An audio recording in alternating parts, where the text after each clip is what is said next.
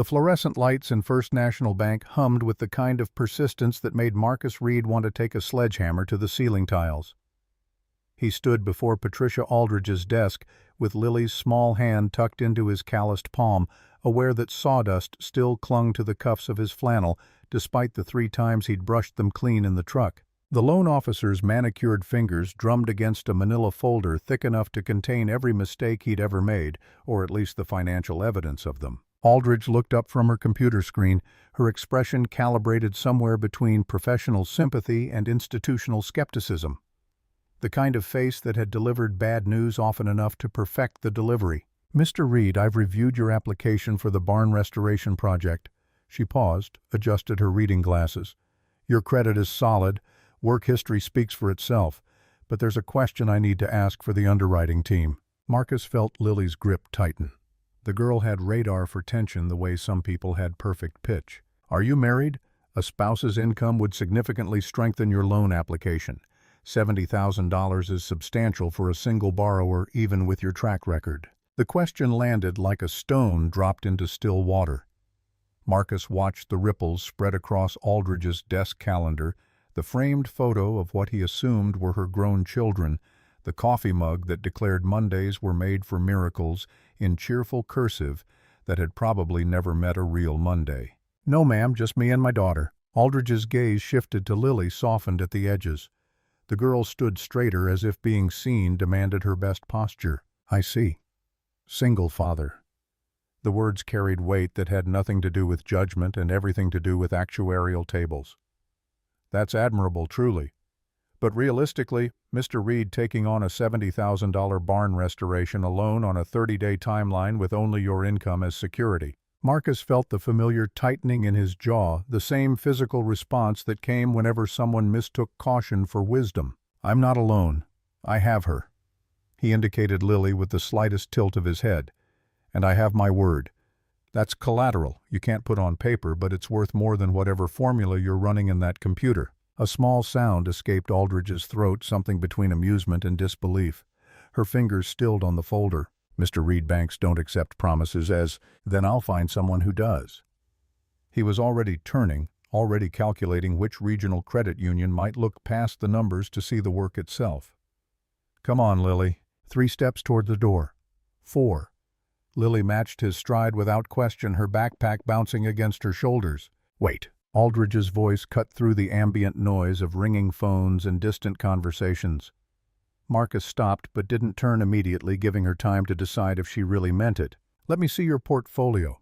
The actual work, not just the financial projections." Marcus pulled his phone from his back pocket, called up the photo gallery he kept updated for exactly these moments, handed it across the desk with the screen unlocked. Aldridge swiped through images of deck installations that looked like furniture kitchen renovations where every cabinet door hung perfectly plumb, a 3-story addition that blended seamlessly with a 1920s craftsman because Marcus had spent 4 weekends hunting down period-appropriate hardware instead of ordering reproduction garbage from a catalog. The silence stretched long enough for Marcus to hear the wall clock tick through 30 seconds.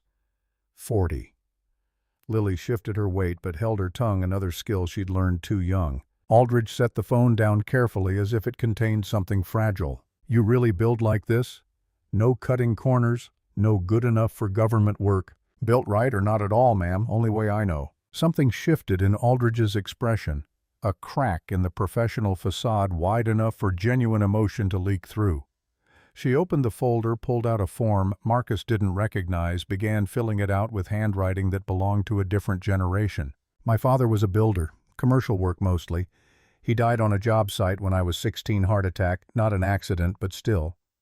Her pen moved steadily across the signature line.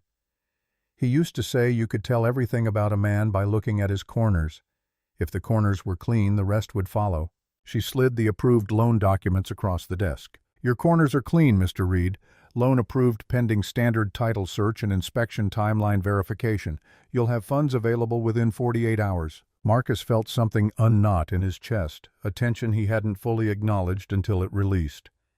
Beside him, Lily exhaled audibly. "Thank you, ma'am. You won't regret this." "I know I won't.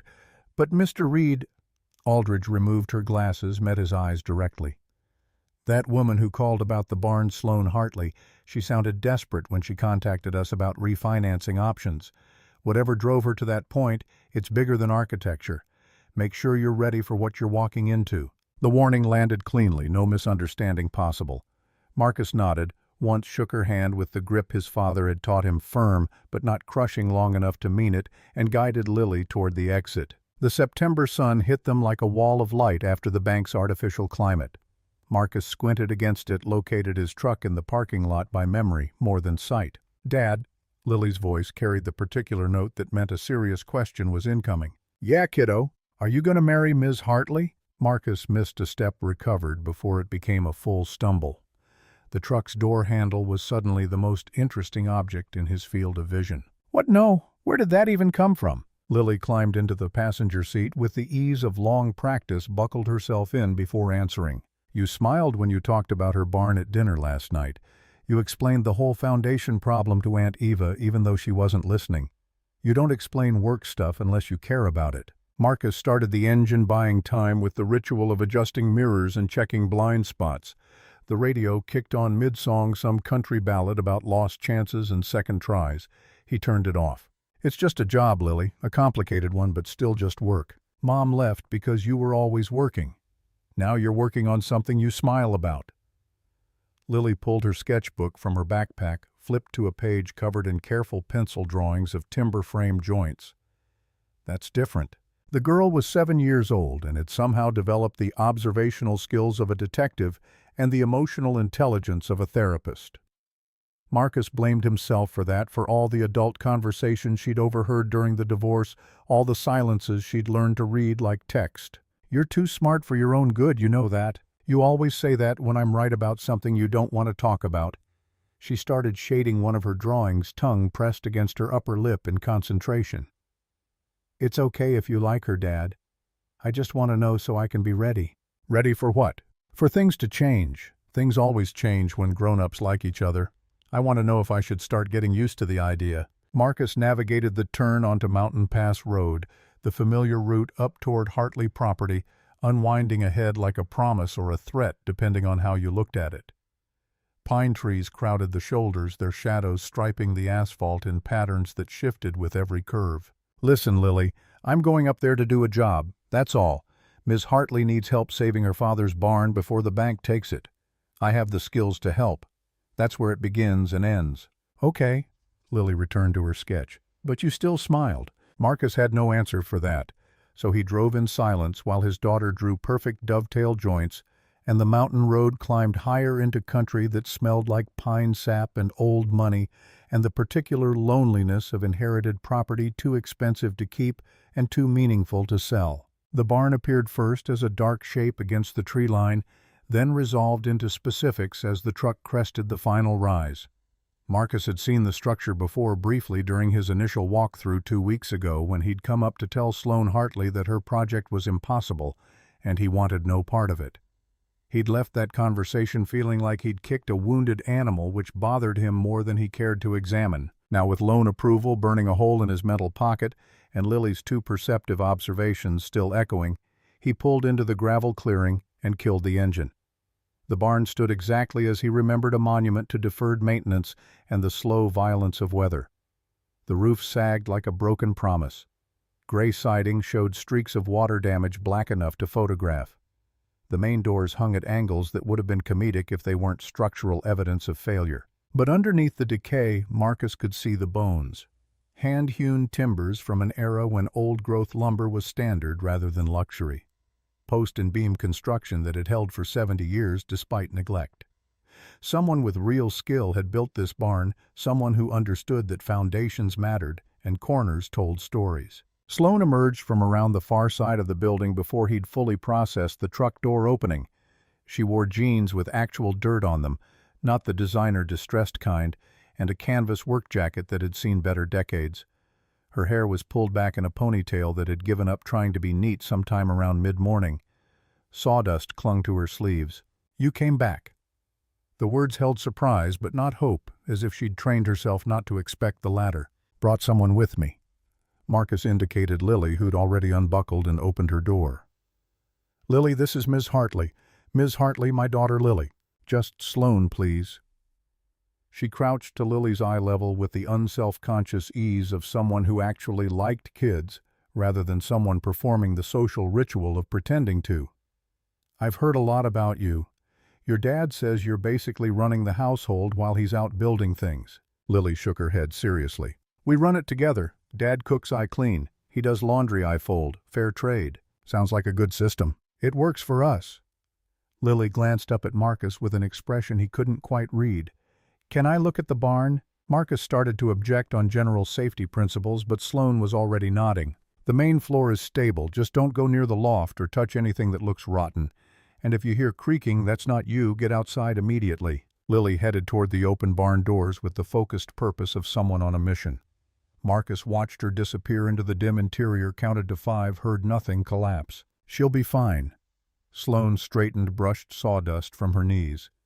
"The dangerous parts are all clearly marked with caution tape. I spent yesterday making the space as kid-safe as possible just in case." "Just in case of what?" "In case you said yes. I figured if you were bringing family to the site, you were at least considering it." Marcus pulled his work gloves from his back pocket, the leather so broken in they'd molded to his hands over 3 years of daily use. The gesture was automatic, a tell he recognized too late. "Bank approved the loan this morning. 70,000 48-hour disbursement pending standard verification. Which means if we're doing this, we need to start now. Today. Because 30 days isn't a timeline, it's a deadline with teeth." Sloane's face did something complicated, relief and fear competing for dominance. She looked past him toward the barn, toward the weight of her father's legacy and her own failure to prevent its decay. "I know what I'm asking is impossible. I've run the numbers 100 times. 4 months minimum with a full crew, that's what every other contractor told me before they stopped returning my calls. You're the only one who even bothered to explain why it can't be done instead of just ghosting me." "It can't be done the traditional way." Marcus moved toward the barn, his boots crunching on gravel that needed regrading. "But traditional assumes we're trying to restore everything to original condition, preserve every beam, rebuild every system to modern code while maintaining period aesthetics. That's a museum project. This isn't a museum." He stopped at the barn entrance, ran his hand along the doorframe where wood met stone foundation. The timber was solid despite appearances, the grain tight and dense in a way modern lumber couldn't match. "Your father built this barn. Really built it with skills most contractors today don't possess because they don't need to. CNC machines and prefab components made traditional joinery obsolete except for hobbyists and historical societies. But your father was the real thing. Hand-cut joists, timber frame construction, every beam positioned for maximum load distribution with minimum material waste." Marcus pulled out his phone, opened the photos he'd taken during his first survey. Showed Sloane the images of beam connections the way her father had used, through tenons and wooden pegs instead of metal fasteners, creating joints that could flex with temperature and humidity without compromising structural integrity. If we respect what he built instead of trying to replicate it, if we use modern materials to support the original structure rather than replace it, if we triage ruthlessly and focus only on what's necessary for code compliance and weather protection, then maybe we can finish before the bank forecloses." Sloane studied the photos with an architect's eye, zooming in on details Marcus had highlighted. Her breathing had changed shallow and quick, like someone approaching a cliff edge. "You're saying we save the bones and rebuild the skin. I'm saying we acknowledge what your father knew, and we don't, that this barn was designed to stand for a century with minimal intervention, and our job isn't to improve his work, but to remove the obstacles preventing it from doing what it was always meant to do." She handed the phone back, their fingers brushing briefly in the exchange. Her hands were calloused in places that suggested she'd been doing more than architectural drafting lately. "When do we start?" "Already started. Thinking is half the work." Marcus pocketed his phone. "But the physical part begins tomorrow at dawn. I need tonight to finalize the materials list and coordinate delivery schedules. You need tonight to decide if you're really ready for what happens next." "What happens next?" "We take sledgehammers to everything that's hiding the real problems. Demo reveals truth, and truth is usually uglier than people expect.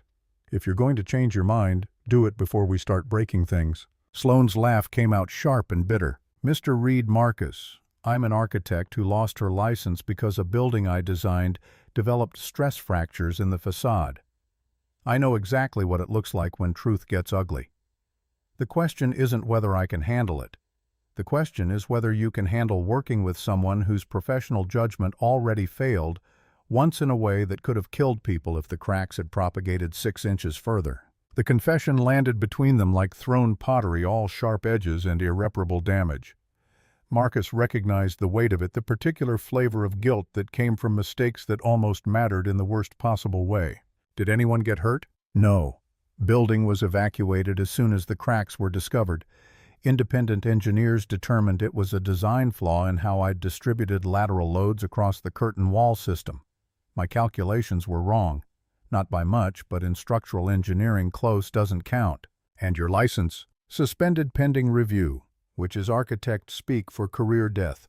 No firm will touch me while I'm under investigation, and by the time the review board finishes, everyone will have moved on to the next scandal except the insurance companies who'll remember forever. Marcus absorbed this, recalibrated his mental model of who Sloane Hartley was and why she'd come back to a mountain town she'd presumably left for bigger opportunities. Failure had a particular gravitational pull, the way it brought people back to places they'd escaped. So you came home to save your father's barn because you couldn't save your own career. That's reductive but accurate. Sloane crossed her arms, defensive posture in full effect. Does it change anything about whether you'll take the job? Marcus looked past her at the barn, at the structure her father had built with hands that knew what Marcus's hands knew, that wood had grain and concrete had memory and steel had limits, and respecting those truths was the only path to building something that lasted. It means you understand what's at stake when calculations are wrong. That's useful. Most clients think construction is like cooking, that you can substitute ingredients and adjust on the fly. But you know it's more like surgery. Once you cut, you better be right about where the important parts are. So that's a yes. That's a yes with conditions. $80 an hour, materials billed separately at cost, plus 10% for procurement overhead. Sundays are non-negotiable family days. If I say stop, we stop, no arguments, no second guessing. And if we hit something that compromises safety or code compliance beyond repair, we walk away and let the bank have it. Sloane extended her hand. Marcus shook it, felt the calluses that matched his own, the grip that didn't try to prove anything but didn't apologize either. Deal. When do I get the materials list? Tomorrow morning, 6 a.m. Bring coffee and whatever tools you already own. We'll see what's salvageable and what needs replacing. A crash echoed from inside the barn, followed immediately by Lily's voice. I'm okay. Nothing broke. Marcus was moving before conscious thought caught up Sloane half a step behind. They found Lily standing beside a pile of old lumber that had clearly been stacked against a wall before gravity and 7-year-old curiosity had other ideas.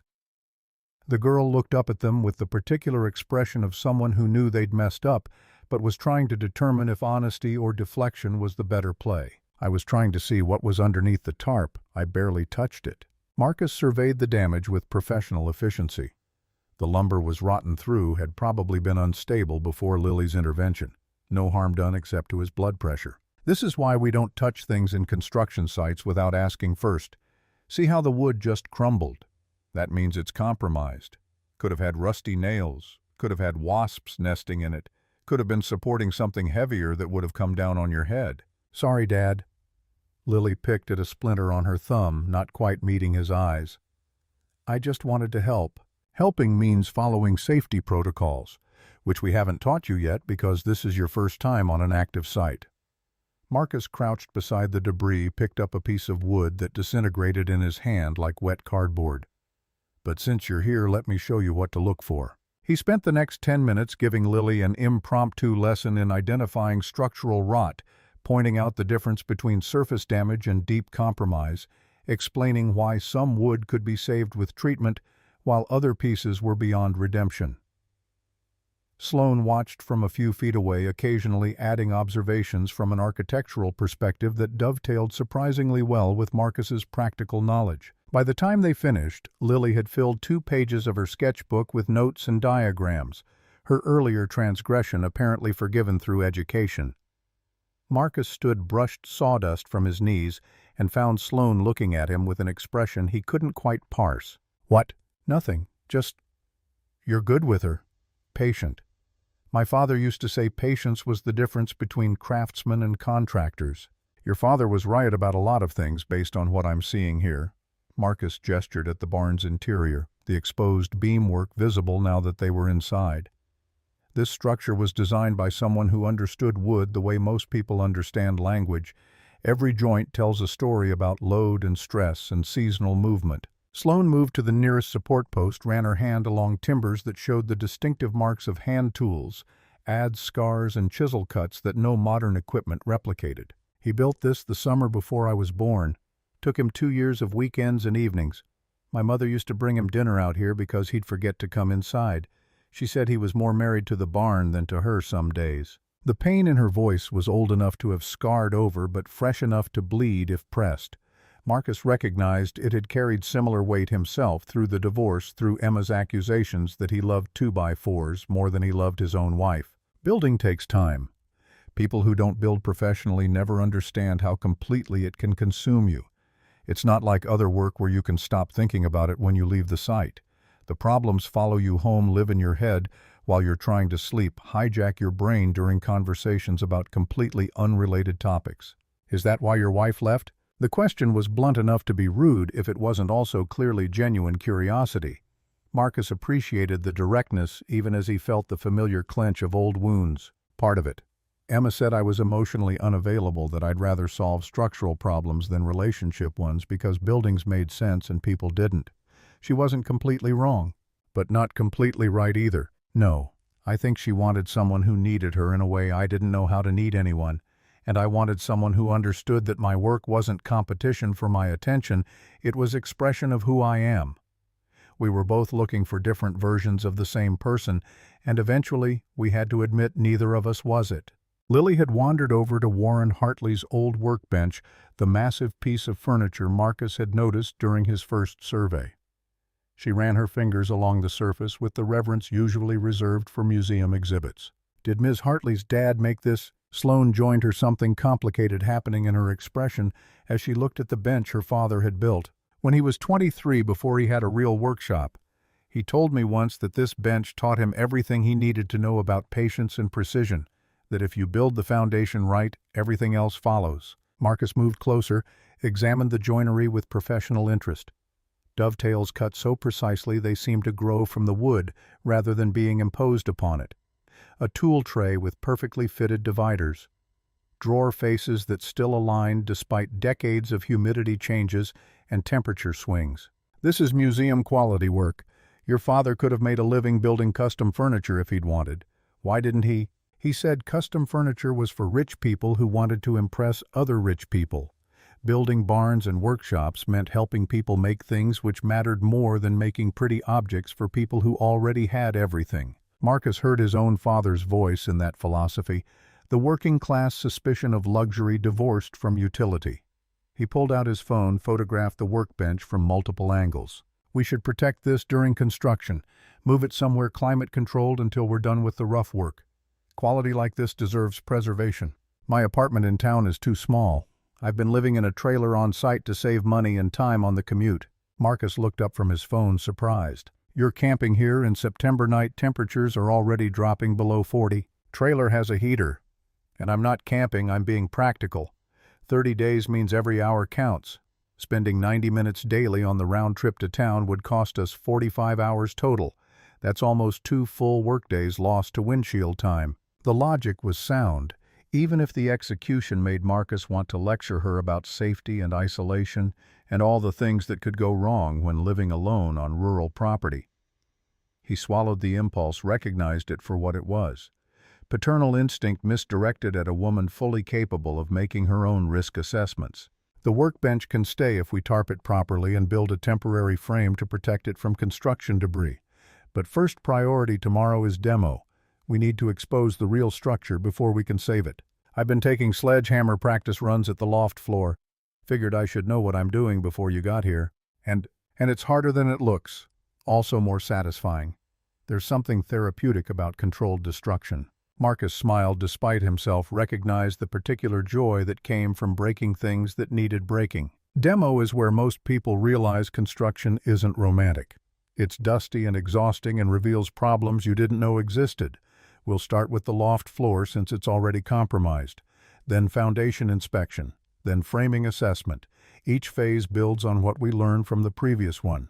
Lily had climbed onto Warren's workbench despite Marcus's earlier lecture about not touching things was now sitting cross-legged on the surface like it was a throne designed for small monarchs. "Dad, can I come back tomorrow to help with the demo?" "School, kiddo, non-negotiable. But it's Saturday tomorrow." Marcus ran through his mental calendar, realized she was right. The week had blurred together somewhere between loan applications and sleepless nights calculating material costs. "Still no. This is a construction site, not a playground. Too many ways for you to get hurt. I wear a helmet when I ride my bike. I could wear one here." "Lily, she can come." Both Marcus and Lily turned to stare at Sloane, who looked mildly surprised by her own intervention. "I mean, if you're okay with it, Marcus.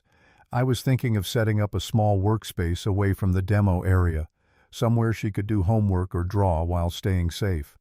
Kids learn by watching, and she clearly has an interest in this kind of work." Marcus felt himself being tag-teamed and resented how effectively it was working.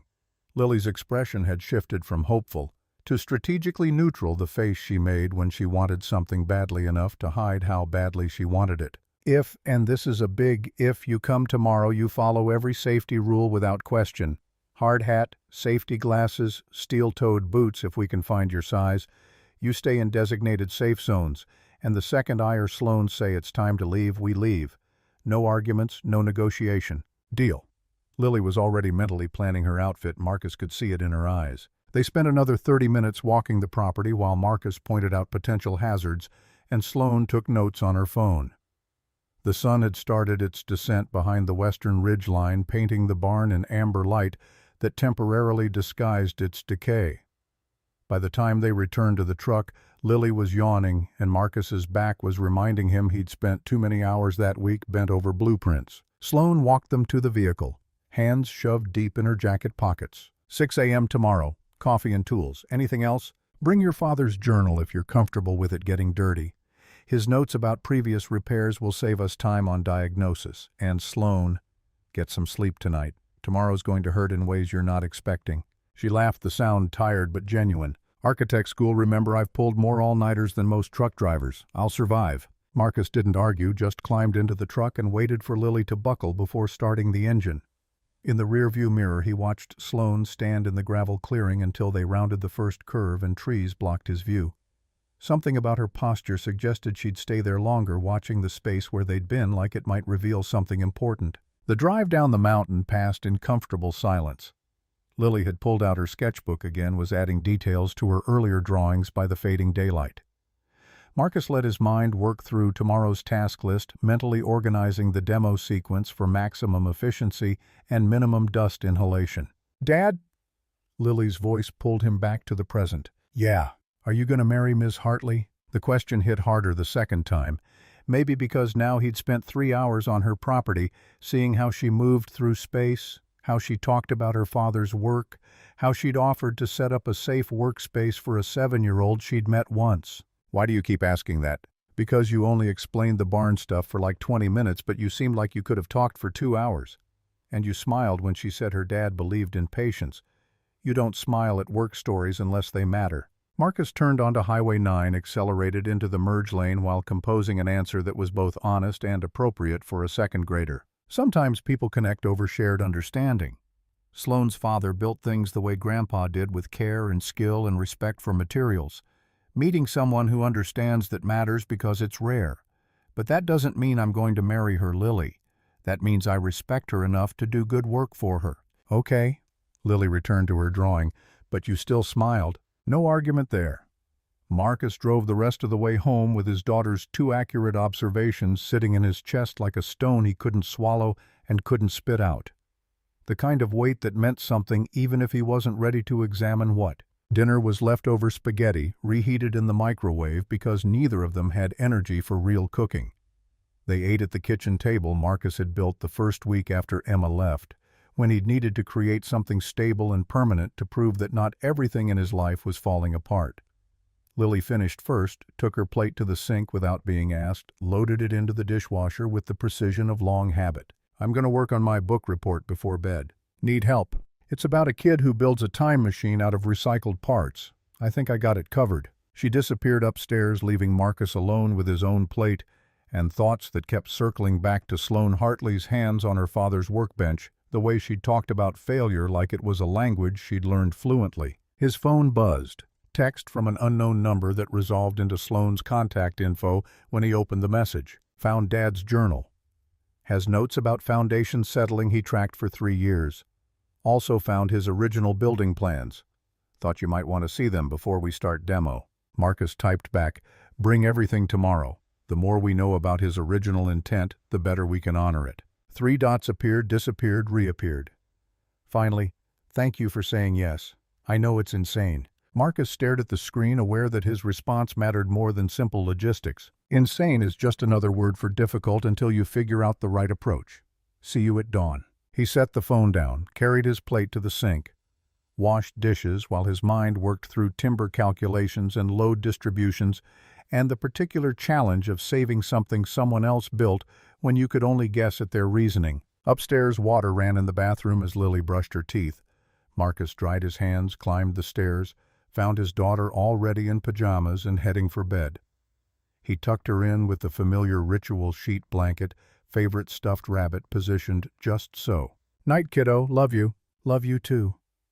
She paused, studying his face with uncomfortable intensity. Dad, when you were explaining the barn stuff to Ms. Hartley, you looked happy. Like really happy, not just okay happy.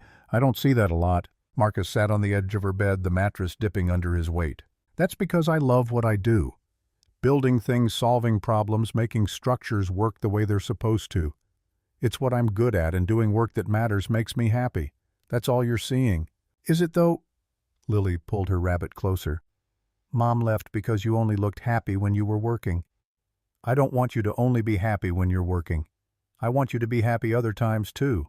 The observation carried weight beyond her years, the kind of insight that came from watching a marriage dissolve and drawing conclusions about cause and effect. I'm happy with you, Lily. Every day, even the hard ones. You know that, right? I know. But that's different. That's Dad happy. I mean the kind of happy where you forget to be worried for a minute. The kind where you laugh at something that's not even that funny because your brain isn't thinking about all the things that could go wrong. Marcus felt something crack in his chest, a fissure in the careful emotional architecture he'd constructed over 3 years of single parenting. His daughter had just described a kind of joy he'd forgotten was possible, the kind that existed before responsibility calcified into constant vigilance. I'll work on it. No promises, but I'll try. That's all I want. Lily yawned, already half asleep. Night, Dad. He turned off her light, left the door cracked open the way she preferred, stood in the hallway while his breathing steadied. Downstairs, his drafting table waited in the corner of the living room that functioned as his home office. He descended, pulled out fresh paper, began sketching the barn's structural system as he remembered it. The work consumed him the way it always did, hours passing in what felt like minutes as he calculated load paths and sketched reinforcement strategies. By the time he looked up, his neck ached, and the wall clock showed midnight. He should sleep. 6 a.m. would arrive with its usual indifference to whether he was rested. But first he walked to his workshop, the converted garage where he kept his personal tools separate from work equipment. Found the wooden box where he stored his father's old hand planes, opened it carefully. The tools inside were pristine despite their age, maintained with religious regularity, because his father had taught him that respect for tools was respect for craft. Marcus pulled out the smoothing plane, felt its familiar weight, ran his thumb along the blade edge that could still draw blood if you weren't careful. His father had been using this plane the day before the accident, had handed it to Marcus with instructions to sharpen it properly, make sure the iron sat flush in the mouth with no gaps. Marcus had sharpened it the day after the funeral, tested it on scrap pine until shavings came away thin as paper, had kept it sharp ever since, even though he rarely used hand planes anymore in an age of power sanders and CNC routers. Tomorrow he'd bring it to the barn, use it to true up some of Warren Hartley's original timbers, connect his father's craft to another man's legacy through the simple act of shaving wood. The gesture meant nothing practical, but everything symbolically. He returned the plane to its box, closed the lid, gently went to bed with his alarm set and his mind still running calculations.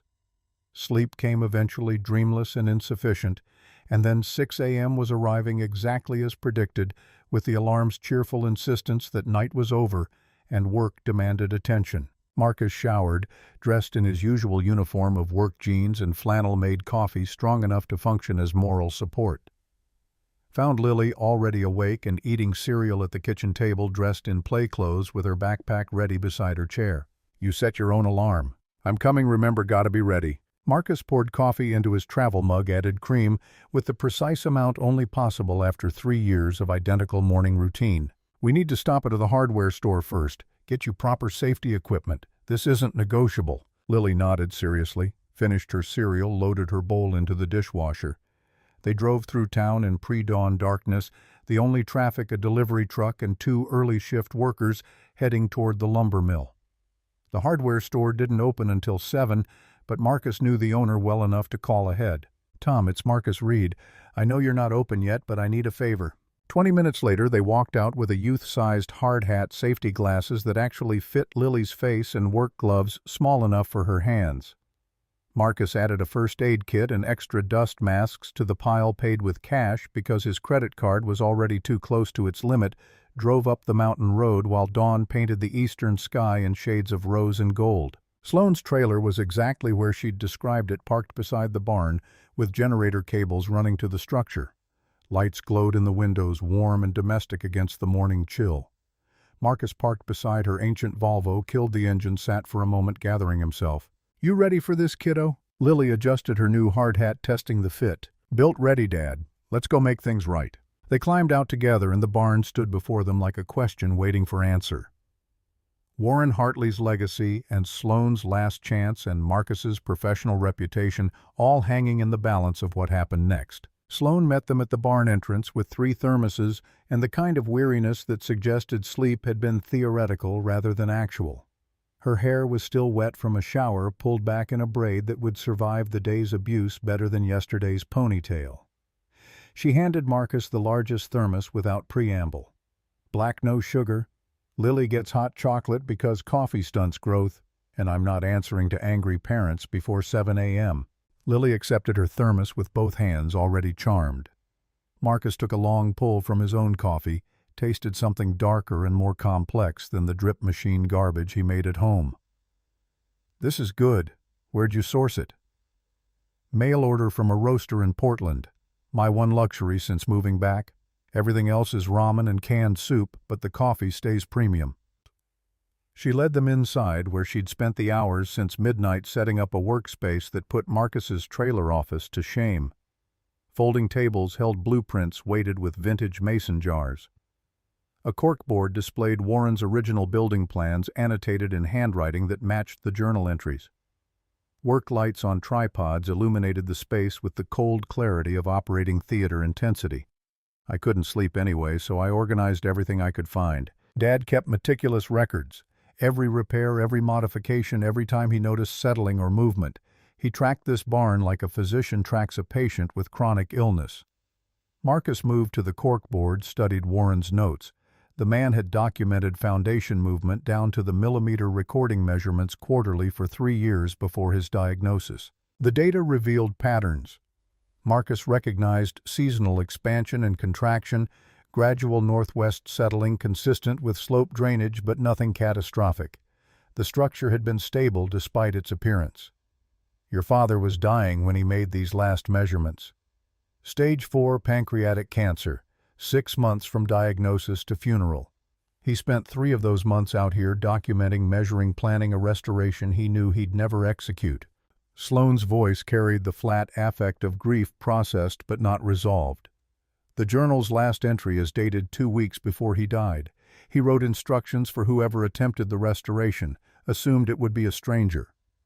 She pulled a leather-bound notebook from her jacket, handed it to Marcus with the reverence usually reserved for religious texts. The cover was worn smooth from handling the pages thick with sketches and calculations and observations written in fountain pen, because Warren Hartley had apparently believed ballpoints were for people who didn't care about permanence. Marcus opened to the last entry, read words that felt like receiving instructions from a ghost. "If you're reading this, I failed her. Don't let me fail twice. The barn was built to last a century. Give it that chance. Foundation first, always foundation first. Everything else follows. He knew you'd try to save it. Or he hoped I would. Hard to say which. Sloane retrieved her own coffee, wrapped both hands around the thermos like it was the only warm thing in a cold world. I spent 15 years in New York telling myself I'd evolved past small-town nostalgia, that coming home would be regression. Then my building cracked, and suddenly regression was the only forward motion available. Marcus closed the journal, held it carefully. The weight of it exceeded the physical paper and leather, carried the accumulated knowledge of a craftsman who'd understood his mortality and documented accordingly. We'll follow his plan where it makes sense. Modify where modern materials offer advantages he didn't have access to. But the philosophy stays his foundation. First, respect the original structure, build for the next generation rather than the next inspection. Lily had wandered to Warren's workbench, was examining the tool collection with the focus she usually reserved for library books. She pulled out a handsaw with a blade that caught light like water, tested the teeth gently with her thumb. "Ms. Hartley, why are all his saws so sharp? My dad says keeping old tools sharp is harder than buying new ones." "Because my father believed dull tools were disrespectful to the wood. He spent every Sunday morning sharpening and oiling, said it was meditation, the kind where your hands worked and your mind rested."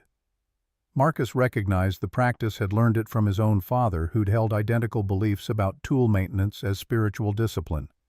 He set Warren's journal on the cleanest table, pulled his own toolkit from the truck bed, began the ritual of preparation that preceded any serious work. Sloane had assembled her own collection of tools, an architect's instruments mixed with hardware store purchases, so knew the price tags were still attached. She caught Marcus's assessment, shrugged defensively. "I know it's inadequate. I'm learning as I go." "Learning is fine. Pretending you know more than you do is what gets people hurt." Marcus handed her a framing hammer, checked its weight distribution. "This is decent. Keep it. But that circular saw is a liability, blades mounted backward. Were you planning to cut or just make noise?" Color rose in Sloane's cheeks as she examined the saw, confirmed the obvious error. She'd assembled the blade backward, a mistake that would have been dangerous if she'd actually attempted to use it. "In my defense, I've been awake for 36 hours and running on spite. Spite's a good motivator, but a terrible teacher. Give it here." Marcus disassembled the saw, reoriented the blade, correctly tightened everything to manufacturer specifications while explaining each step like he was training an apprentice rather than correcting an architect. Sloane watched with the fierce concentration of someone determined not to need the lesson repeated. "How'd you learn all this?" "Your father." "Dad taught fundamentals. Trade school taught theory. 15 years of mistakes taught humility." Marcus handed back the corrected saw. "The mistakes are what matter. Anyone can learn right answers from a manual. Learning why wrong answers fail, that's where skill develops." They spent the next hour sorting through materials already on site, cataloging what was salvageable versus what needed immediate disposal. Sloane had been correct about the loft floor, completely compromised, dangerous to stand on, ready for aggressive demo. But the main floor joists were solid oak, hand-hewn, and still true despite 7 decades of service. "We start with the loft. Tear out everything unsafe, expose the bone structure. Once we can see what we're really working with, we plan the rebuild." Marcus pulled on his work gloves, the leather conforming to his hands like a second skin. "Lily, you're stationed at the workbench. Homework, drawing, whatever keeps you occupied. You don't move from that zone without explicit permission. Clear?" "Clear, Dad." Marcus handed her a whistle on a lanyard. "Emergency signal. You see something dangerous, you blow this. We'll come running. Don't use it unless you mean it, but don't hesitate if you do mean it." Lily hung the whistle around her neck with solemn ceremony, settled herself at Warren's bench with her sketchbook and colored pencils. Marcus watched her arrange her supplies with geometric precision, creating order from chaos, the way he'd taught her, the way his father had taught him. Sloane had already climbed the ladder to the loft level, was examining the floor with professional curiosity and amateur recklessness. Marcus followed her up, tested each rung before committing his weight. "Step only where I step until we map the safe zones. This floor's held for 70 years, but that doesn't mean it'll hold for 70 more seconds. They moved across the loft space in a careful dance, Marcus testing boards, while Sloane marked safe zones with bright orange chalk. The damage was worse up close. Water intrusion had rotted the decking in patches, creating a minefield of weak spots that could give way without warning. But the support beams underneath were Warren's original timbers, still carrying load, still doing their job despite the floor's failure. Your father built redundancy into this structure. The floor can fail without compromising the building's integrity because he distributed weight across multiple load paths. It's over-engineered by modern standards, which means it has safety margins we can exploit during restoration. Marcus pulled his sledgehammer from his belt loop, offered it to Sloane handle first. You get first swing. Your barn, your father, your chance to break something that needs breaking. She took the hammer with both hands, tested its weight. For a moment she just stood there looking at the rotted boards that represented her father's unfinished business and her own failed escape attempt. Then she swung, and the hammer came down with enough force to send splinters flying and boards crashing to the main floor below. The sound echoed through the barn like a starting gun. Marcus joined her, his own hammer finding rhythm opposite hers, and together they demolished the loft floor with the methodical efficiency of surgeons removing dead tissue. Dust filled the air thick enough to taste. Sweat soaked through their shirts despite the morning chill. Below them, Lily remained at her post, sketching the destruction with the detachment of a war correspondent documenting distant battles. 2 hours in, they'd cleared half the loft and exposed the beam structure Warren had built. Marcus called a water break, descended the ladder on legs that reminded him he wasn't 25 anymore. Sloane followed, moving with the stiffness of someone whose body had just learned what manual labor felt like. You're going to be sore tomorrow in muscles you forgot existed. I'm sore now in muscles I never knew existed. Sloane accepted the water bottle Marcus offered, drank half of it in one continuous swallow. How do you do this every day without collapsing? Practice and stubbornness in equal measure. Your body adapts if you don't quit when it starts complaining. They sat on overturned buckets while their breathing steadied and dust settled. Lily brought them granola bars from her backpack, appointed herself unofficial nutrition supervisor. Marcus ate mechanically, his mind already working through the afternoon's task list. Finish loft demo. Begin foundation. Inspection. Assess the support posts for rot or structural compromise. A truck engine growled up the access road, unfamiliar and intrusive. Marcus stood, moved toward the barn entrance on instinct that had nothing to do with rational threat assessment and everything to do with territorial protection. A county vehicle crested the rise white with official seals and the particular bureaucratic authority that made his jaw tighten automatically. Gerald Hutchkins emerged from the truck carrying a clipboard and wearing khakis so crisp they could have drawn blood. Mid-50s, soft around the middle in a way that suggested desk work rather than field labor, with eyes that assessed the barn's exterior with the clinical detachment of someone calculating liability rather than potential. Mr. Reid, Ms. Hartley, Gerald Hutchkins, County Building Inspector. I'm here for the initial site review you requested when you filed for permits. Marcus hadn't requested an initial review. Initial reviews were optional courtesy inspections that most contractors skipped because they invited scrutiny before work had progressed far enough to demonstrate competence. He glanced at Sloane, saw equal confusion cross her face. We didn't request an initial review, just filed standard permits for foundation reinforcement and roof replacement. Hutchkins consulted his clipboard with theatrical precision. Says here the property owner requested expedited review process with initial site inspection. That would be you, Ms. Hartley. I requested expedited permit processing, not an inspection. There's nothing to inspect yet. We've been on site for 3 hours. Nevertheless, I'm here now, so we might as well proceed. Hutchkins produced a camera from his truck, began photographing the barn's exterior from multiple angles. This structure is listed as built in 1954, which puts it under historic preservation guidelines for county-registered buildings. Were you aware of that designation? Marcus felt cold certainty settle in his gut. Historic preservation guidelines carried requirements that could triple costs and double timelines. More importantly, they gave inspectors broad discretionary authority to reject modifications based on aesthetic rather than structural concerns. The barn's not on the historic register. I checked before filing permits. It was added 3 weeks ago. Emergency designation due to architectural significance and risk of demolition by neglect. Hutchkins circled the building, still photographing. The County Historical Society flagged it after receiving notice of your permit application. They're concerned about inappropriate modifications to a significant example of mid-century agricultural vernacular architecture. Sloane's face had gone pale under her dust coating. She stepped forward, architect's credentials apparently overriding her better judgment about confronting bureaucrats. Who requested the emergency designation that requires a formal petition and public comment period. I've been monitoring the county website daily. There's been no notice of proceedings. Emergency designations bypass standard procedures when structures face imminent threat. As for who requested it, Hutchkins flipped through papers on his clipboard. The petition came from the Mountain Valley Preservation Trust, private organization dedicated to protecting regional architectural heritage. Marcus had never heard of the Mountain Valley Preservation Trust, which meant either they were legitimately obscure or recently invented for this specific purpose. His money was on the latter. What does this designation mean for our timeline? All modifications must now be approved by the Historical Commission in addition to standard building permits.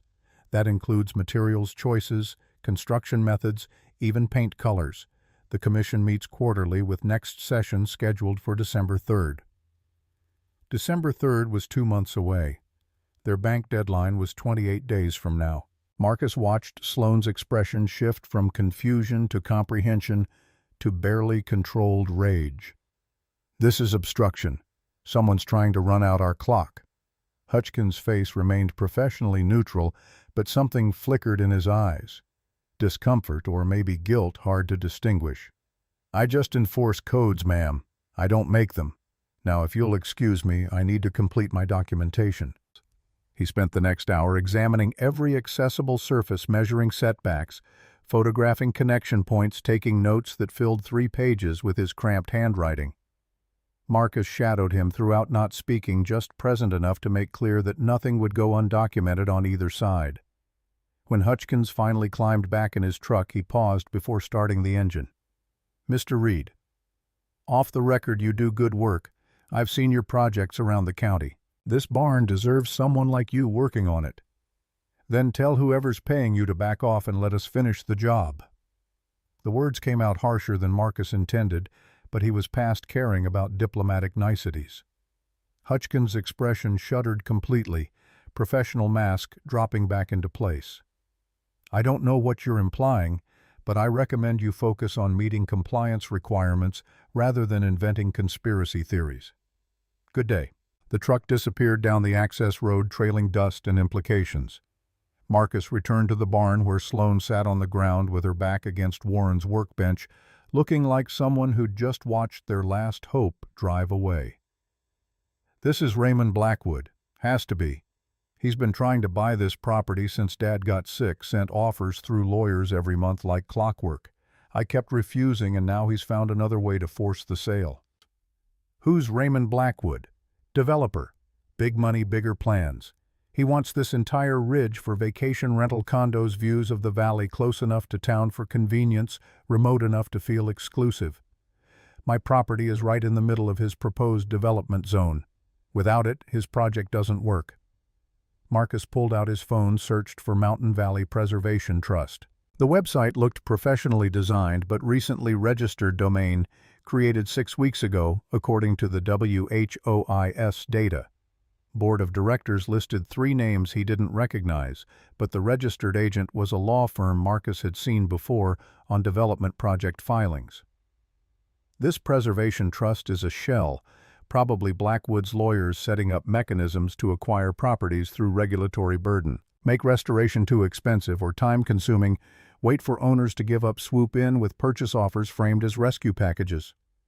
Can they do that? Just invent fake historical significance? If the county plays along, sure.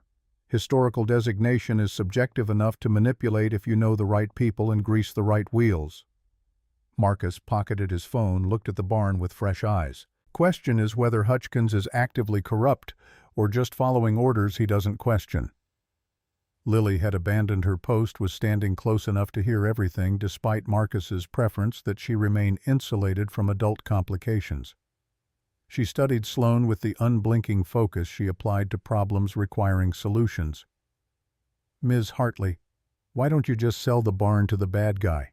You could buy a new place somewhere else and not have to deal with all this stress." The question held 7-year-old logic, clean, direct, unburdened by sentiment. Sloane smiled, but it didn't reach her eyes. "Because some things aren't about money or convenience, Lily.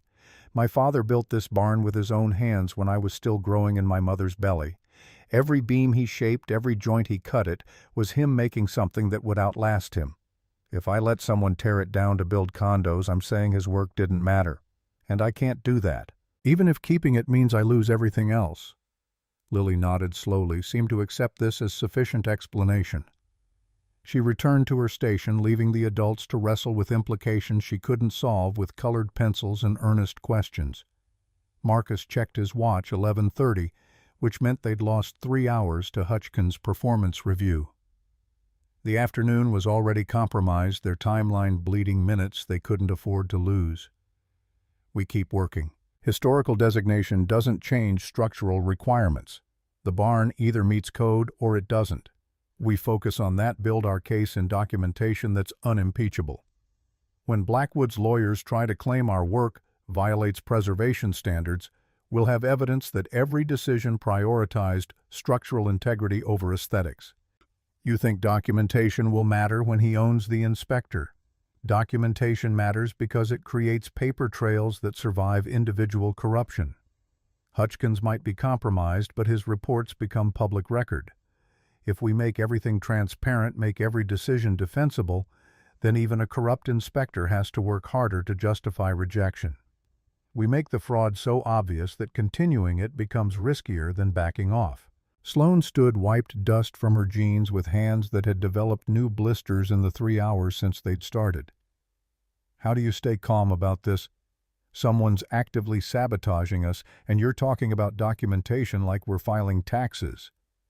Marcus picked up his sledgehammer, felt its familiar weight settle into his grip. "Because anger burns energy we need for work.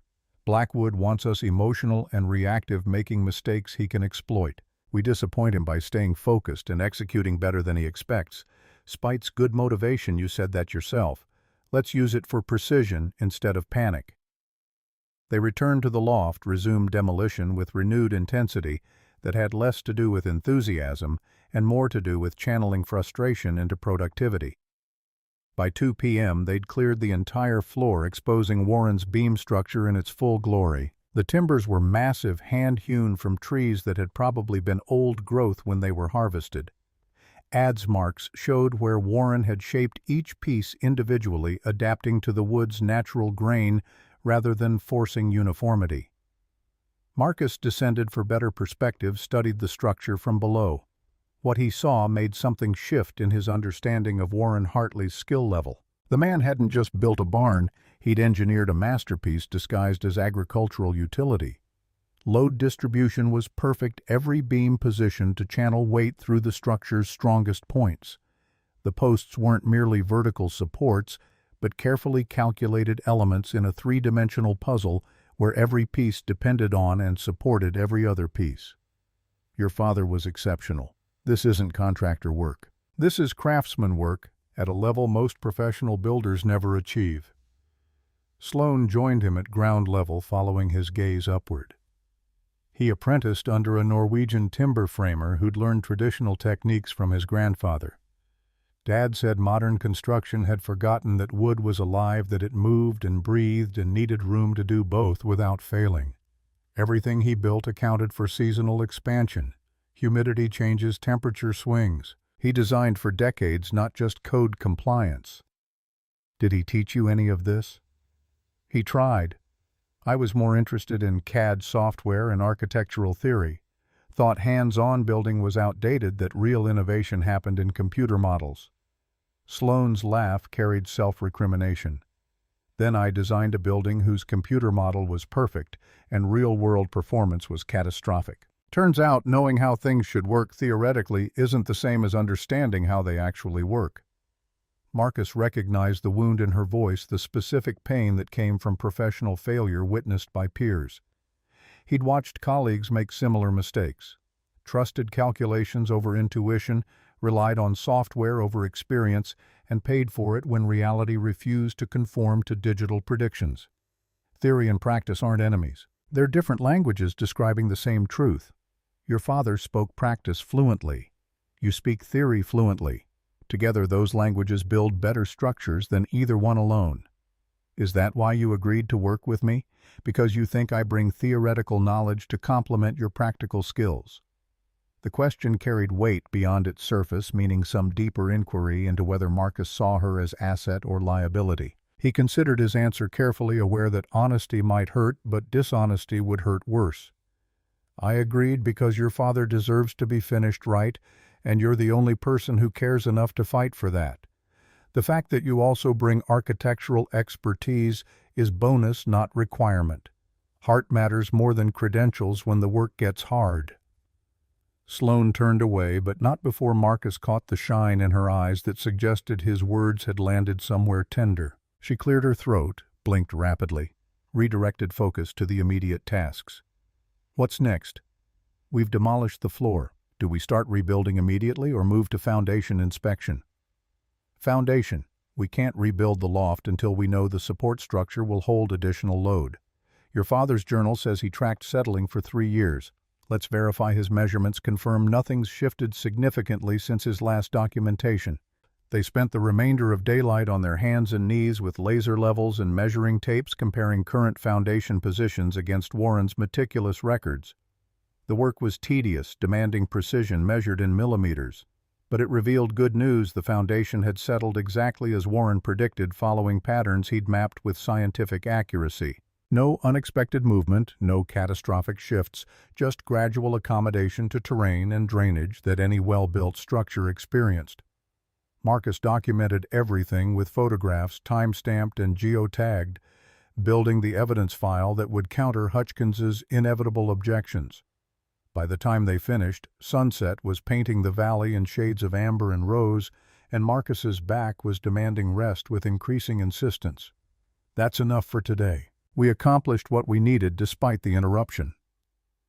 Lily had long since abandoned homework in favor of elaborate chalk drawings on the barn floor, creating what appeared to be a detailed map of an imaginary kingdom complete with castle and dragon. Marcus studied her work while she cleaned up her supplies, impressed, despite himself, by the level of detail she'd achieved. That's really good, kiddo. You thinking about becoming an artist? No. I'm thinking about becoming a builder like you. But builders need to know how to draw plans right, so I'm practicing. The casual certainty in her voice made Marcus's chest tight. He'd never explicitly encouraged her toward his profession, didn't want to impose his path on her choices. But somewhere along the way she'd decided carpentry mattered, had begun preparing herself for a future that involved sawdust and blueprints. Builders definitely need drawing skills. Keep practicing. He helped her pack her backpack while Sloane secured the site for the night, covering exposed timbers with tarps and locking tools in her trailer. They reconvened at the vehicles as the last light faded and mountain cold asserted itself. Same time tomorrow. Marcus shook his head. Tomorrow's Sunday. Family day non-negotiable. We resume Monday at dawn.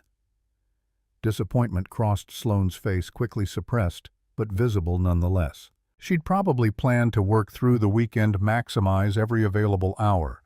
The timeline pressure was already affecting decision-making, pushing toward unsustainable pace. Right, of course. Family comes first. Always. Otherwise, what's the point of any of this? Marcus opened his truck door, paused. You should take tomorrow off, too. Rest, recover, let your body heal from today's abuse. We've got 27 days left. Burning out on day 1 helps nobody. I'll think about it. Which meant she would probably spend Sunday working alone and hurting herself in ways she wouldn't admit when they resumed Monday. Marcus recognized the stubbornness because he'd lived it himself, the conviction that rest was weakness and stopping meant failure. Sloane, I'm saying this as your contractor and someone who's made this mistake before. Rest isn't laziness, it's maintenance. Your body is a tool. Dull tools do bad work. Don't dull yourself before the real challenges arrive. She met his eyes, and something passed between them. Understanding or acknowledgement, or maybe just shared exhaustion. Monday at dawn. I'll be rested. The drive home passed in silence. Lily fell asleep against her window before they reached the highway, her new hard hat still perched on her head at an angle that would give her a neck ache if Marcus didn't adjust it. He fixed it gently, one hand on the wheel, then drove through gathering darkness while his mind replayed the day's revelations. Blackwood's interference was the obvious problem, but something about Hutchkins's behavior nagged at Marcus. The inspector had seemed genuinely uncomfortable when Marcus accused him of being bought, had even offered that off-record compliment about Marcus's work quality. Either he was an exceptionally good actor, or he was caught in a situation that conflicted with his professional ethics. Marcus's phone buzzed at a red light. Text from Eva. Heard you started the barn project. Dinner tomorrow. Want to hear how insane you've become? He typed back one-handed. Your place. 6 p.m. I'll bring Lily and stories. Eva's response came immediately. Bring wine too. Stories about mountain property disputes pair well with alcohol. Lily stirred as they pulled into their driveway, woke fully when Marcus killed the engine. She removed her hard hat, carefully examined it for damage like it was precious cargo. Dad, is Ms. Hartley going to lose her barn? Not if I can help it. But what if the bad guy is too powerful? What if he can just make rules that force her to sell? Marcus unbuckled, turned to face his daughter fully. Then we make following those rules more expensive than changing them. Corruption works when it's cheap and easy. We make it expensive and complicated. Force them to work harder for their fraud than we work for our honesty. Eventually, the cost-benefit analysis flips. That sounds really hard. It is. But the hard thing and the right thing are usually the same thing. You taught me that, remember? Lily smiled, pleased to have her own wisdom reflected back at her. They went inside together, Marcus moving on autopilot through the evening routine while his mind continued working the Blackwood problem from multiple angles. Dinner was grilled cheese and tomato soup, comfort food that required minimal effort and tasted like childhood. Lily talked through her day between bites, describing the barn's structure with terminology she'd absorbed through osmosis. Marcus listened with half his attention, while the other half calculated material costs and delivery schedules. After Lily went to bed, Marcus opened his laptop and began researching Raymond Blackwood. The developer had fingerprints on projects throughout the region, mostly luxury subdivisions and vacation rental developments that transformed rural property into revenue-generating assets. His company's website featured glossy renderings of mountain retreats designed for wealthy urbanites seeking authentic experiences that were carefully curated to exclude actual authenticity.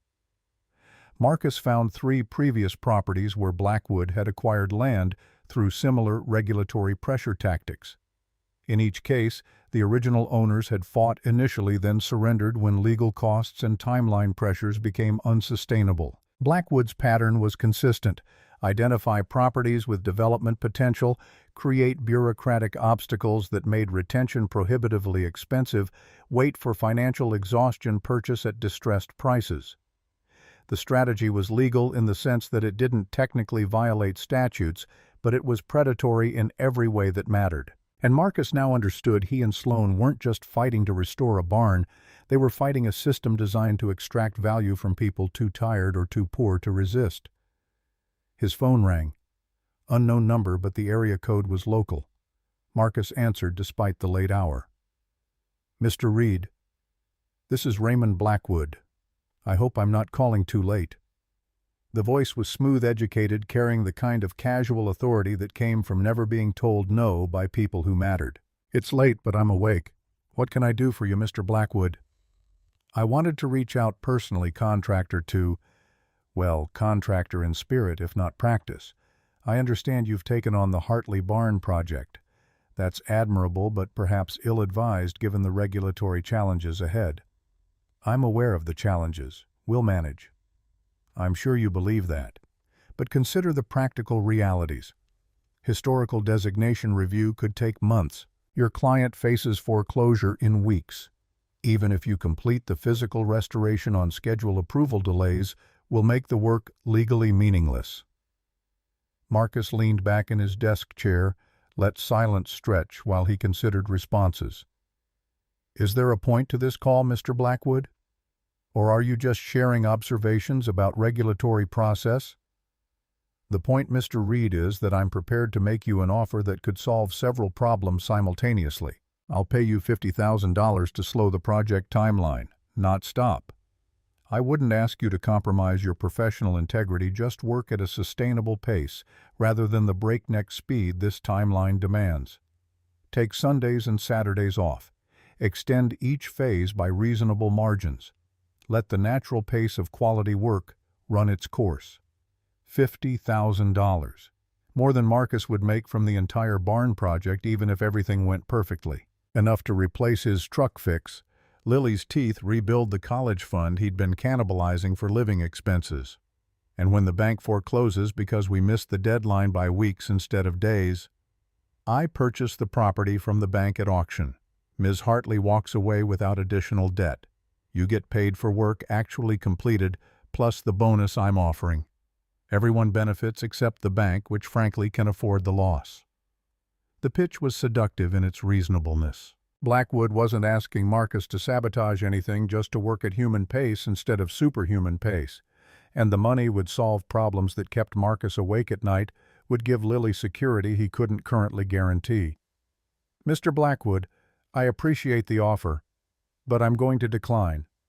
Silence on the other end, then a sigh that sounded genuinely disappointed rather than performatively so. May I ask why $50,000 is substantial compensation for what amounts to simply not killing yourself on an impossible timeline? Because Sloane Hartley is fighting for her father's legacy, and I don't take money to undermine people who are fighting for things that matter. Also because the second I accept your offer, I become someone who sells his integrity for the right price. And once you're someone who sells, the price just keeps dropping until you're cheap enough to buy wholesale. Another pause, longer this time. That's principled but impractical, Mr. Reid. Principles don't pay mortgages. No, but they let you sleep at night without medication. Thanks for the call, Mr. Blackwood. We're done here. Marcus ended the call before Blackwood could respond, blocked the number for good measure. His hands were shaking slightly from adrenaline from having turned down money he desperately needed on principle he could barely afford. He sat in the quiet house and wondered if he'd just made the stupidest decision of his professional life, or the most important one. The question had no immediate answer, would only resolve itself in hindsight after the barn was either saved or lost. Tomorrow was Sunday. Family Day, he'd promised. Lily promised himself, promised the memory of all the Sundays he'd missed during his marriage, because job sites demanded attention that seemed urgent until the marriage ended, and he realized nothing about those jobs had actually mattered more than the family he'd neglected. Marcus closed his laptop, turned off the lights, went to bed, with his phone silenced and his conscience clear even as his bank account whispered accusations about irresponsibility and pride. Sleep came eventually, and with it dreams of barns that stood for centuries and foundations that held, despite everything weight and weather could throw at them. Sunday morning, Marcus woke to Lily already dressed and packing her backpack with the focused efficiency of someone who'd learned early that preparation prevented chaos. 6 days into the barn project, and she'd adapted to the disrupted routine without complaint, had stopped asking when things would return to normal because normal was whatever they made it. "We're not going to the barn today, kiddo. Remember, Sundays are family days." "I know. I'm packing for Aunt Eva's. She texted last night and said if we cancel dinner, she's driving over here to physically remove us from the house." Marcus poured coffee while his body reminded him that 48 hours of 12-hour workdays had consequences measured in muscle soreness and joint complaints. They'd finished the foundation piers. Friday evening passed Hutchkin's first inspection through documentation so thorough the inspector couldn't fabricate violations without committing obvious fraud. That small victory had bought them breathing room, but Marcus knew better than to mistake a won battle for a won war. The farmers' market was crowded with the usual Sunday morning traffic retirees with time to comparison shop young families making organic vegetables into moral statements, contractors like Marcus buying produce because it was closer than the grocery store and marginally healthier than drive-through breakfast.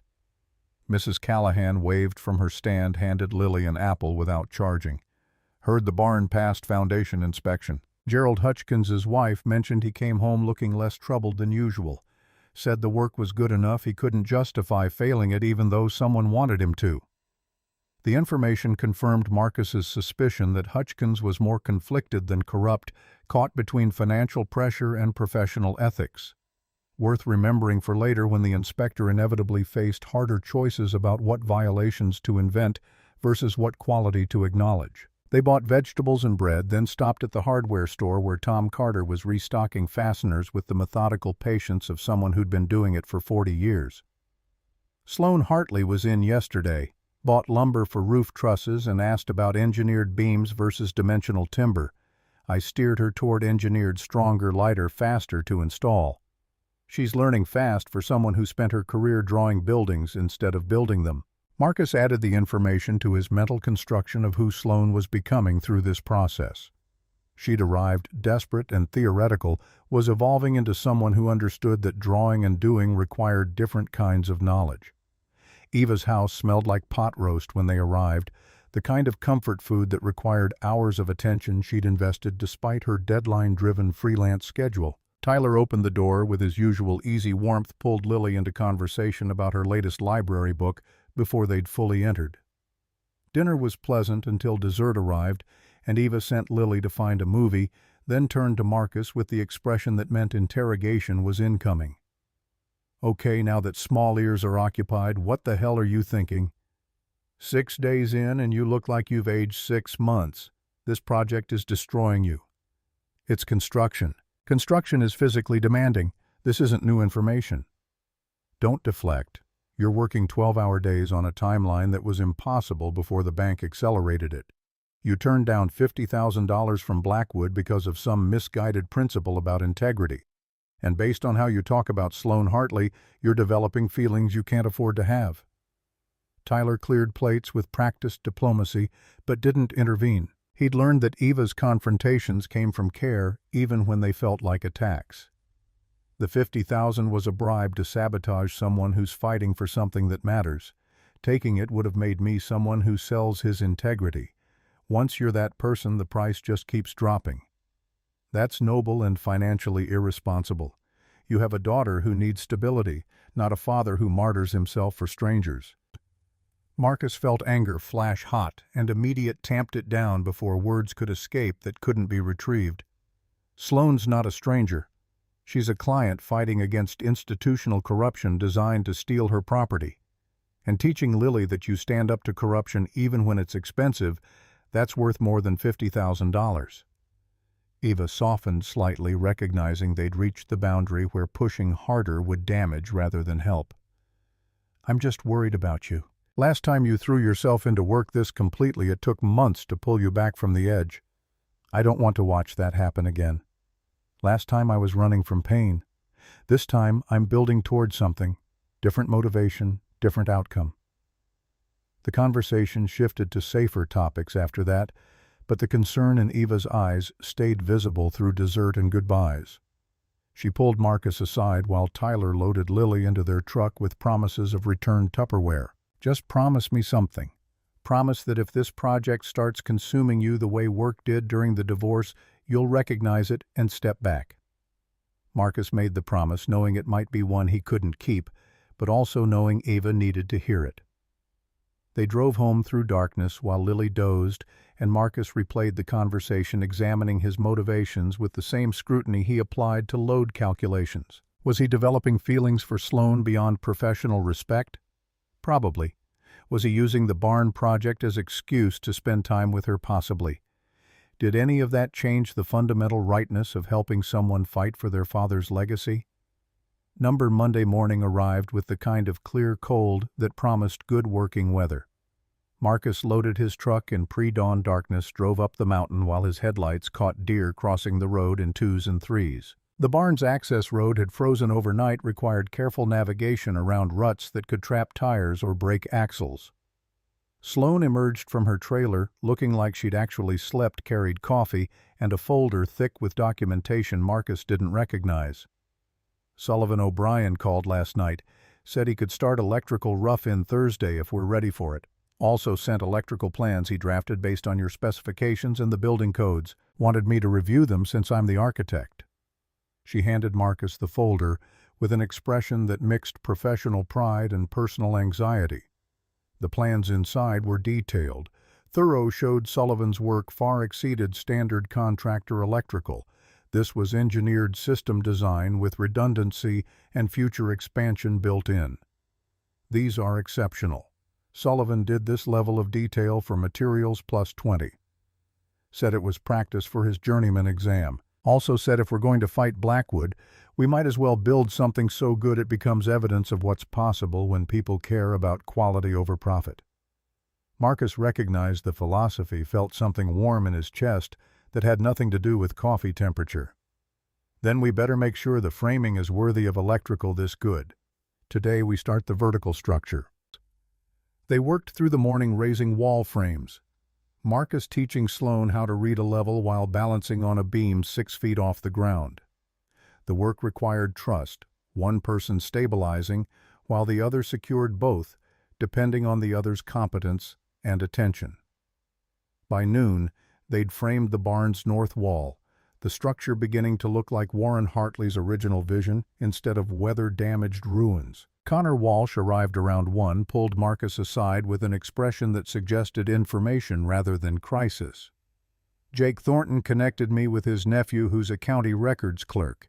Kid did some digging into the Mountain Valley Preservation Trust that filed the historical designation. Turns out the trust was incorporated 6 weeks ago by the same law firm that handles Blackwood's development projects. Board of directors are all dummy names, secretaries and paralegals at the firm who signed paperwork without understanding what they were authorizing. So it's completely fraudulent. Fraudulent, but technically legal. They followed all procedures for creating a nonprofit and filing designation petitions. The fact that it's a shell organization doesn't automatically invalidate their actions unless you can prove coordination with Blackwood's commercial interests. Marcus leaned against his truck bed, working through the implications.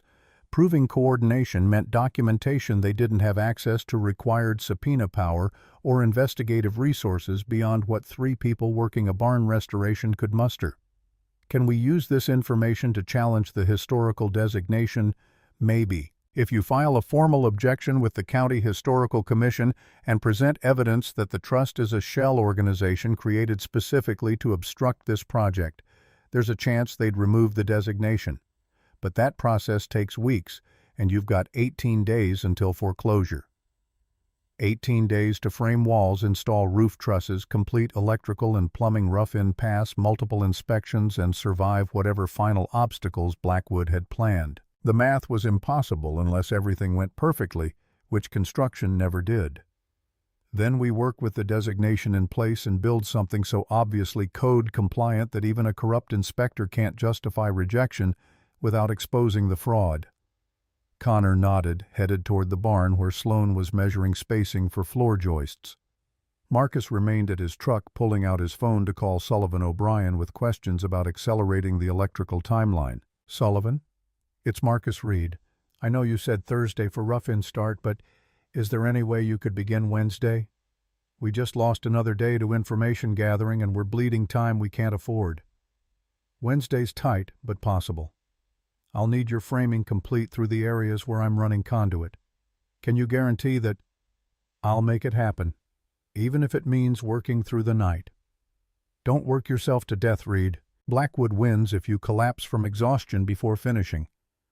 Marcus ended the call, returned to the barn where Sloane and Connor had the floor joist layout marked and were beginning installation. The work went faster with 3 sets of hands, the rhythm developing naturally as each person found their role in the larger choreography of construction. By sunset, they'd completed the north and east walls, had floor joists positioned for the main level. Progress felt tangible, like they might actually beat the timeline if momentum held and luck stayed neutral. Connor departed with promises to return. Tuesday left Marcus and Sloane standing in the barn watching the last light paint the valley in shades of copper and shadow. "We're going to make it, aren't we?" Sloane's voice carried hope, wrapped in disbelief like someone who'd stopped expecting good outcomes and was learning to trust them again. "If we don't make mistakes and don't hit major obstacles and the weather holds and Hutchkins doesn't find creative violations, then yes, we might actually pull this off." Those are a lot of ifs. Construction is nothing but ifs until you finish and realize you somehow navigated all of them successfully. Sloane turned to face him directly close enough that Marcus could see sawdust caught in her hair and the particular exhaustion that came from physical work pushing past normal limits. "Thank you for not giving up on this. Most people would have taken Blackwood's money or walked away when the timeline got accelerated. You stayed and fought and believed this was possible when I'd stopped believing it." The gratitude in her voice made Marcus uncomfortable, shifted dynamics into territory that felt dangerous despite, or maybe because of how much he wanted to step into it. "I stayed because the work matters and you deserve help, that's all." "Is it though, because I don't think you work this hard for every client? I think you care about this project specifically, and I'd like to know why." Marcus recognized the question as invitation to honesty that would change things between them regardless of how he answered. He could deflect, maintain professional distance, protect himself from the vulnerability that came with admitting feelings, or he could tell the truth and accept whatever consequences followed. "I care because watching you fight for your father's legacy reminded me that some things are worth more than money or convenience. Because you didn't quit when quitting would have been easier. Because somewhere in the process of teaching you about timber framing and foundation work, I started to actually enjoy the teaching instead of just tolerating it." He met her eyes, committed to the honesty he'd started. "And yes, because working with you feels different than working alone. Better different. The kind that makes me remember why I fell in love with building in the first place, before it became just another way to earn money and fill time." Sloane's expression shifted through surprise to something softer, more vulnerable. "I'm not good at this. Relationships, emotional honesty, trusting that people will stay when things get hard. My track record is mostly men who got tired of competing with my career for attention." "I'm not competing with your career. I'm working alongside it. There's a difference." "Is there? Because right now your presence is the only thing keeping my career from being completely destroyed by the building that failed. If we don't finish this barn, if I lose it to foreclosure, I don't just lose my father's legacy. I lose any chance of rebuilding my reputation as an architect who can complete difficult projects." The confession revealed dimensions to Sloane's investment Marcus hadn't fully appreciated. She wasn't just saving a barn, she was saving her professional future, proving to herself and potential future employers that failure didn't define her. "Then we make sure you don't lose it. We finish what your father started, and we do it so well that your resume includes restored historic barn under impossible timeline while fighting institutional corruption. That's not failure, that's the kind of accomplishment that makes people want to hire you." Sloane laughed, the sound carrying equal parts hope and exhaustion. "You make it sound achievable when the math says it's impossible." Math never accounts for stubbornness or spite or the particular satisfaction of proving doubters wrong. We have all three in abundance. She leaned forward, kissed him quickly before pulling back with an expression that suggested she'd surprised herself as much as him. "That was probably inappropriate given you're my contractor and I'm your client and we're both exhausted and not thinking clearly." "Probably." Marcus felt his heart rate elevated, his careful emotional walls developing the kind of structural cracks he'd spent 3 years preventing. "But I'm not complaining." "Good. Because I've wanted to do that since you explained sistering beams like it was poetry instead of carpentry." They stood in the gathering darkness, the barn framing casting long shadows across ground that had been empty ruins a week ago and was now becoming something worth preserving. Marcus knew he should leave, maintain professional boundaries, protect himself from the complications that came with mixing business and personal feelings. Instead, he kissed her properly, took his time with it, communicated through actions. What words made clumsy? She responded with equal intensity, her hands finding his shoulders, his finding her waist, both of them temporarily forgetting that 18 days remained and countless obstacles stood between current moment and successful completion. A truck engine growled up the access road headlights announcing arrival before the vehicle became visible. Marcus and Sloane separated automatic guilt response despite being two adults doing nothing wrong on private property. The truck resolved into Hutchins County vehicle, the inspector emerging with his clipboard and an expression Marcus couldn't read in the dim light. "Mr. Reid, Ms. Hartley, I apologize for the late visit, but I needed to speak with you both off the record." The phrase "off the record" from a government inspector was either very good or catastrophically bad with no middle ground. Marcus moved slightly in front of Sloane, protective instinct overriding rational assessment that she didn't need protecting from conversation. "What can we do for you, Mr. Hutchins?" The inspector looked genuinely uncomfortable, kept glancing at his truck like he was considering retreat.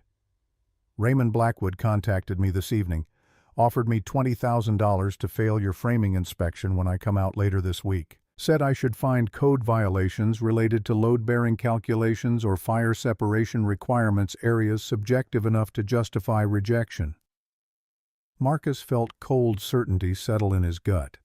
$20,000 was substantial money for a county employee, enough to represent serious temptation even for someone with ethical concerns. "And you're telling us this because I'm tired of being the person who helps rich men steal from desperate people. My wife asked me tonight how I could sleep knowing I was being paid to destroy honest work. I realized I couldn't answer her." Hutchins pulled an envelope from his jacket, handed it to Marcus. "This is documentation of every conversation I've had with Blackwood or his representatives. Dates, times, amounts offered, specific instructions about which violations to cite. It's enough to prove pattern of corruption if you want to file charges." Sloane stepped forward, accepted the envelope with hands that shook slightly. "Why now? You could have told us this last week, saved us time and stress." "Because last week I still thought I could take the money and rationalize it as just following orders. Then I inspected your foundation work and realized I was being asked to fail something that met every code requirement. That's not following orders, that's fraud. And I won't be that person anymore regardless of financial cost." The confession carried weight beyond simple information sharing. Hutchins was effectively ending his relationship with Blackwood, probably burning bridges that might lead to lost income from other developers who learned an inspector couldn't be bought. "What do you need from us?" Marcus kept his voice neutral, aware that gratitude might feel condescending given the inspector was only now choosing ethics over profit. "Nothing. Just build it right. Document everything. And when I come for inspections, I'll do my job properly instead of inventing violations. Whatever happens with Blackwood after that is between him and the county ethics board." Hutchins returned to his truck, drove away, leaving Marcus and Sloane holding evidence that could destroy a developer's corruption network if used correctly. They stood in silence while the night settled around them, and the weight of the envelope made itself felt. "We could end Blackwood's entire operation. Take this to the county prosecutor, trigger an investigation that would examine every property acquisition he's made through regulatory manipulation." Sloane spoke with quiet intensity, her architect's mind already working through the implications and branching consequences. "We could. Or we could use it as insurance. Keep it safe. Let Blackwood know we have it. Give him the choice between backing off quietly or facing public exposure." "That sounds like blackmail." "It's leverage. Blackmail would be demanding money. We're demanding he leave us alone to finish the work." Marcus pulled out his phone, photographed every page of Hutchins's documentation, uploaded the images to cloud storage with copies sent to his lawyer and Eva for safekeeping. The original envelope went into Sloane's trailer, safe backup against any attempts to destroy evidence. "Tomorrow morning I call Blackwood. Tell him we have the documentation and we're willing to let it stay private if he withdraws all obstacles. Historical designation, bank pressure, inspector corruption, everything. He gets to keep his reputation if he lets us keep the barn." Sloane nodded, had apparently moved past any moral qualms about using leverage against someone who'd been using it against them. They worked another 2 hours by portable light, finishing the east wall framing before exhaustion made continued work dangerous. Marcus drove down the mountain while his mind rehearsed the conversation he'd have with Blackwood, finding the right balance between threat and negotiation. Tuesday morning, Marcus made the call before his first coffee finished brewing, wanted Blackwood off balance and reactive rather than prepared. "Mr. Blackwood, this is Marcus Reid. We need to talk about your arrangement with Gerald Hutchkins and the Mountain Valley Preservation Trust." Silence on the other end, then a careful response that revealed Blackwood calculating angles. "I don't know what you're referring to." "You offered Inspector Hutchkins $20,000 to fabricate code violations for our framing inspection. You created a shell nonprofit to file false historical designation. You pressured First National Bank to accelerate our foreclosure timeline. I have documentation of all of it, and I'm willing to make it public unless you withdraw every obstacle you've created." More silence, longer this time. When Blackwood spoke again, his voice carried an edge Marcus hadn't heard in their previous conversations. "That sounds like extortion, Mr. Reid." "It's negotiation. Extortion would be demanding money. I'm demanding you stop interfering with a legitimate construction project. Withdraw the historical designation petition. Tell the bank to restore the original foreclosure timeline, and instruct any inspectors you've compromised to perform their jobs ethically. And if I refuse, then I file the documentation with the county prosecutor and let them investigate every property acquisition you've made in the last decade. I'm guessing they'll find enough evidence of regulatory corruption to make you radioactive to future development projects." Marcus could hear Blackwood breathing, could almost feel the man's mind working through options and finding them all unattractive. "You're making a mistake, Mr. Reid. I have resources you can't imagine, lawyers who specialize in destroying people who threaten me. Resources don't matter when the evidence is public record. Sue me if you want. Discovery will be fascinating." He ended the call before Blackwood could respond, felt adrenaline making his hands shake slightly. He'd just threatened a man who played power games professionally, had probably made an enemy who'd find ways to retaliate that couldn't be traced back to their source. But he'd also drawn a line that protected Sloane's barn and his own integrity, had used Blackwood's tactics against him in ways the developer wouldn't have expected from a small-town contractor. The barn work consumed the next 12 days in a blur of 14-hour shifts and precision carpentry that left no room for mistakes. Sullivan O'Brien arrived Wednesday with materials and expertise that transformed rough framing into professional electrical infrastructure. Connor Walsh followed Thursday, his plumbing work complementing the electrical in ways that suggested the two craftsmen had coordinated despite never meeting before this project. The weather held clear and cold, perfect for construction work that required precision. Materials arrived on schedule. Equipment functioned without failure. Every small element that could have derailed them stayed cooperative, like the universe had decided this particular project deserved success. Hutchkins returned day 14 for framing inspection, spent 3 hours examining every connection and measurement with the thoroughness of someone determined to prove competence rather than corruption. He signed off without comment beyond "everything meets code, proceed to roofing." The historical designation mysteriously disappeared from county records day 16. Someone at the Preservation Commission apparently decided the Mountain Valley Preservation Trust lacked standing to file petitions given its shell organization status. The bank called day 17 to inform Sloane her foreclosure timeline had been restored to the original day 28 deadline, offering no explanation for the change. Blackwood had apparently decided public investigation was worse than private defeat, had withdrawn his obstacles, and accepted that this particular property would escape his acquisition plans. Day 24, they installed the final roof shingle, secured the last piece of siding, completed punch list items that transformed rough construction into finished building. The barn stood square and true, every beam properly supported, every system code compliant, every detail honoring Warren Hartley's original vision while incorporating modern materials that would ensure another 70 years of service. Final inspection was scheduled for day 27, giving them 1-day buffer against any last-minute problems.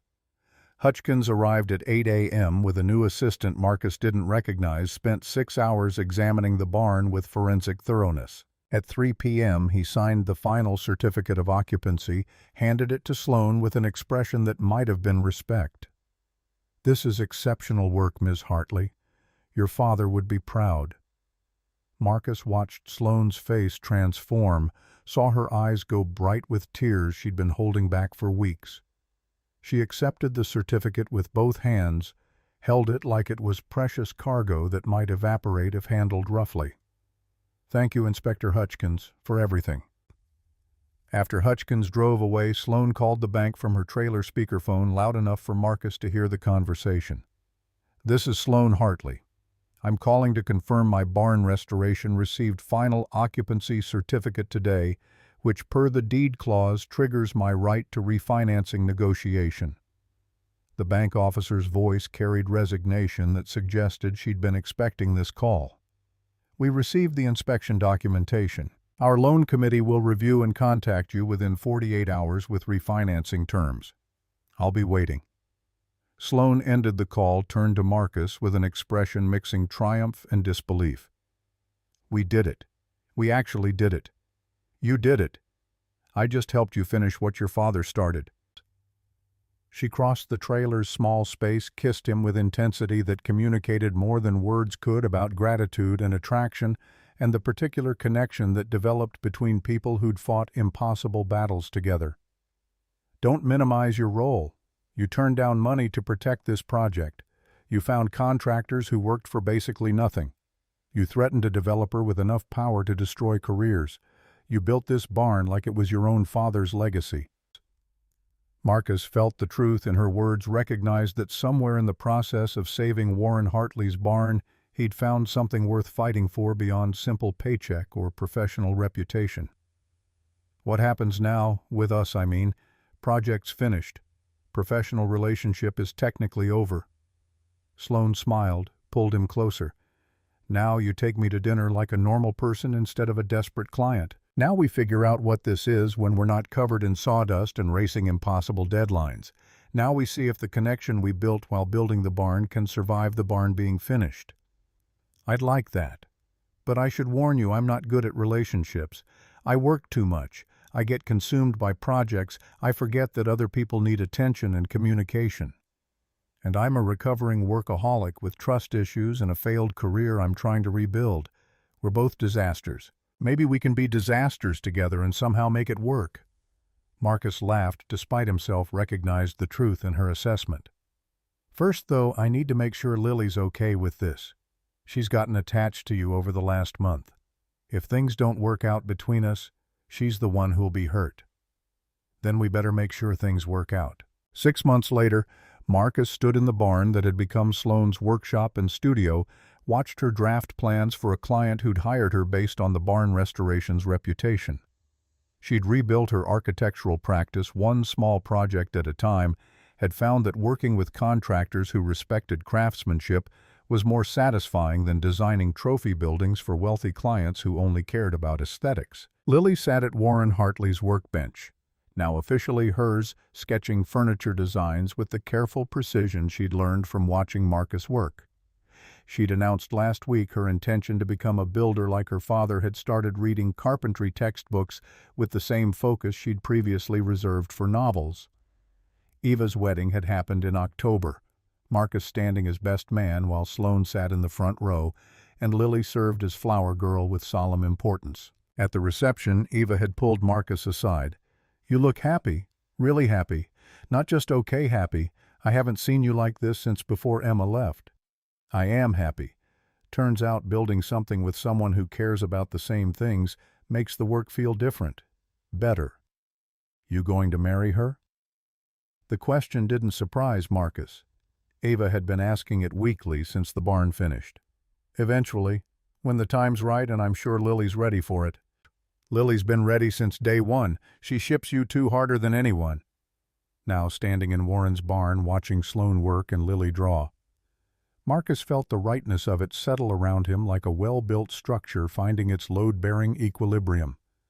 The barn stood because Warren had built the foundation properly. The relationship stood because he and Sloane had built it on honest work and shared values, and the understanding that quality took time whether you were constructing buildings or constructing lives together. His phone buzzed. Text from the bank. Refinancing approved. 5% interest, 10-year term. Congratulations, Ms. Hartley. Marcus showed Sloane the message, watched her face light up with relief that had been 6 months coming. It's really over. The barn is really mine. It was always yours. Now it's just official. Lily looked up from her sketches. Does this mean we get to celebrate because I vote for pizza and a movie night where Dad doesn't check his phone every 5 minutes to see if something's on fire? Marcus laughed, recognized his own anxious habits reflected back through his daughter's observations. Pizza and a movie sounds perfect. No phones, no work talk, just family time. All three of us. Lily's question carried hope, wrapped in careful casualness like she was afraid to assume.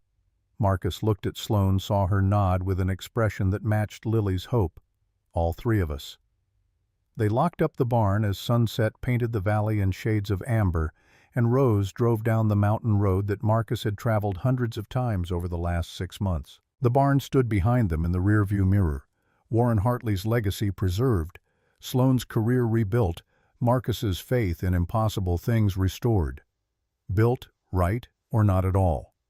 The phrase had started as professional standard, had become personal philosophy applied to barns and relationships and the careful construction of family from people who'd learned through failure that the foundation mattered more than the speed of building. The barn would stand for another 70 years, maybe longer, and Marcus would stand alongside Sloane while they taught Lily that quality took time, whether you measured it in buildings or in love, that the hard thing and the right thing were usually the same thing, and that sometimes the best structures were the ones you built with someone who understood that craftsmanship meant caring enough to do it right, even when doing it right was impossible.